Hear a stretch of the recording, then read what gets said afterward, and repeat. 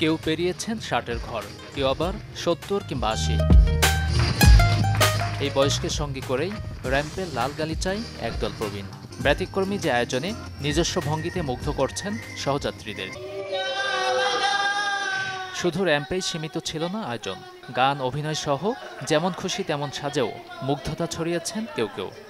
এই লাঠি হাতে থাকলে অনেকে মানে তার বয়স হয়েছে, কিন্তু না, এই লাঠি, এই যে দেখেন লাঠি আমি রেখে দিলাম, আমরা ইয়াং, আমরা মন এখন আমাদের সজীব। কখনোই প্রবীণদের কোনো ফ্যাশন শো হয়নি, এটাই প্রথম। এবং আমি নিজে প্রবীণ, এখানে এসে নিজেকে মানে একদম অসহায় প্রবীণ মনে হচ্ছে না। আমরা নিজেরা মনে প্রাণে বিশ্বাস করি যে যতটা ভালো থাকা যায়। ছোটদের র্যাম্প শো দেখেছি, কিন্তু বড়দেরটা কখনো দেখিনি। আমি আমার দাদাদের র্যাম্প শো দেখে খুব আনন্দিত। আমাদের চেয়ে যারা প্রবীণ মানুষ তাদেরকে তাদের পছন্দ অনুযায়ী কাপড় পরানো উচিত। মানসিক প্রশান্তির সাথে মনোবলকে চাঙা রাখার প্রচেষ্টা। রাজধানীর বারিধারা ডিওএইচএস কনভেনশন সেন্টারে এমন উদ্যোগ এজিং সাপোর্ট ফ্রমের।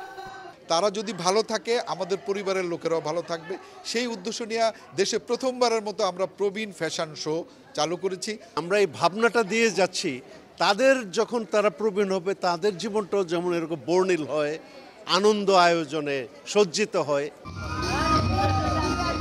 শহুরে যান্ত্রিক জীবন, টুকরো হয়ে যাওয়া পরিবারের নিঃসঙ্গতা আর জীবনসঙ্গী হারানোর বেদনা থেকে মুক্তি দিতে অনেকদিন থেকেই প্রবীণদের নিয়ে কাজ করছে প্রতিষ্ঠানটি।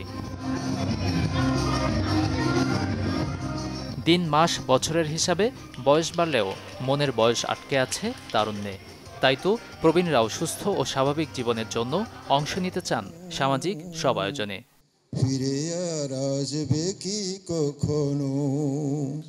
গাজী আনিস, চ্যানেল 24, ঢাকা।